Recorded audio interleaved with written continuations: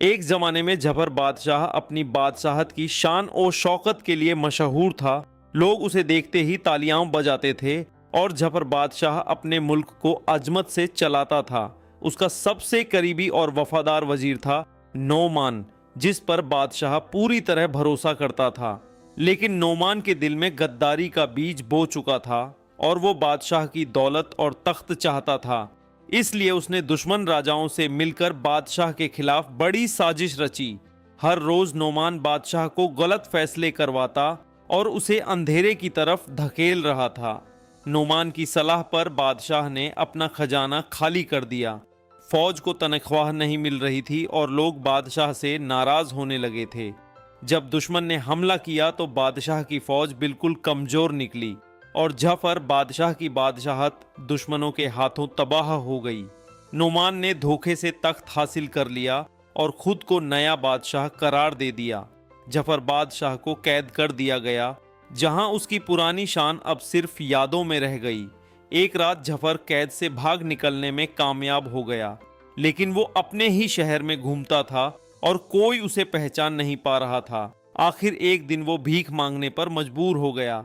जब लोग उसे पहचानते तो ठुकरा देते थे। उसकी आंखों के सामने पुरानी शान और अब की तबाही दोनों घूमते रहते थे। इधर नोमान नए बादशाह बनकर ऐश ओ आराम की जिंदगी जी रहा था। रोजाना भूख से जफर का पेट जल रहा था। बारिश में भीगते हुए भी उसे कोई सहारा नहीं मिला। उसे अपनी माँ की दुआएं याद आती थीं, जो अब काम नहीं आ रही थीं। नोमान किसी को भी जिंदा नहीं छोड़ना चाहता था जो उसकी गद्दारी जानता हो। कभी कभी कोई रहम कर देता था, लेकिन ठंड और भूख ने उसे बिल्कुल तोड़ दिया था।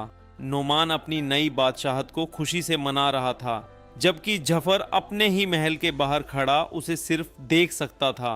लोग उसे मारते और भगा देते थे। वो सोचता रहता था कि उसने नोमान पर इतना भरोसा क्यों किया। सिर्फ एक मासूम बच्चे ने उस पर रहम किया।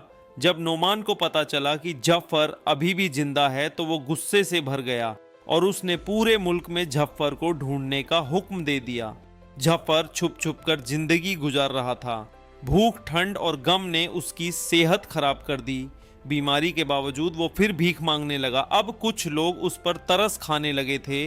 नोमान की बादशाहत दिन ब दिन मजबूत होती जा रही थी। जफर समझ चुका था कि उसकी बादशाहत उसी के वजीर के धोखे से खत्म हो गई। एक दिन भीख मांगते हुए उसकी ताकत जवाब दे गई।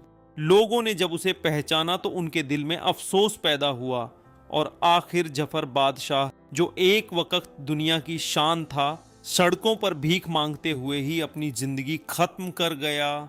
ये थी वफादारी और गद्दारी की सजा।